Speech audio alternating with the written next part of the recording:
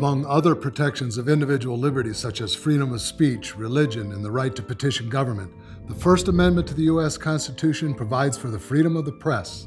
Some of the founders of the United States considered freedom of the press essential in a democratic society.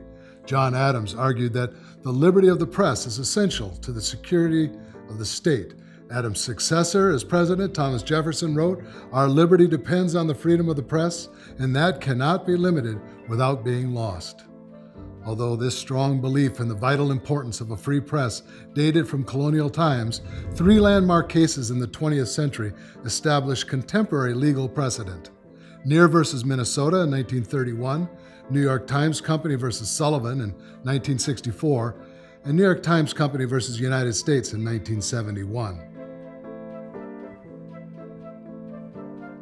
In Neer versus Minnesota in 1931, the Supreme Court struck down a Minnesota state law which provided that newspaper publishers who are known to publish malicious and scandalous content could be stopped from publishing articles.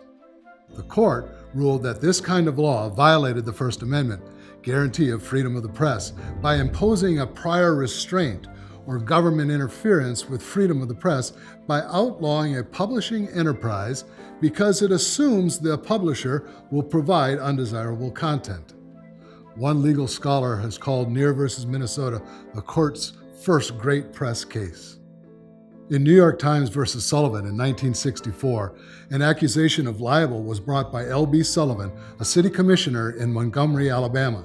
Sullivan charged that an advertisement printed in the New York Times had defamed him because it questioned his motives in arresting civil rights leader Martin Luther King Jr.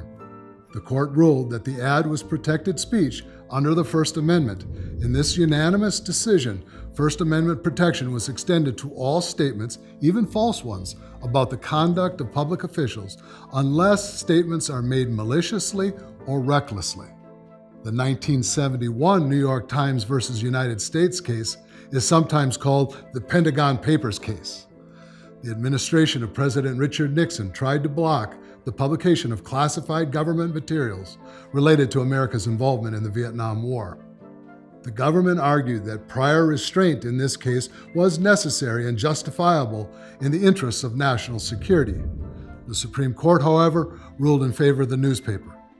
Considerations of security, in the court's view, did not outweigh the heavy presumption against prior restraint.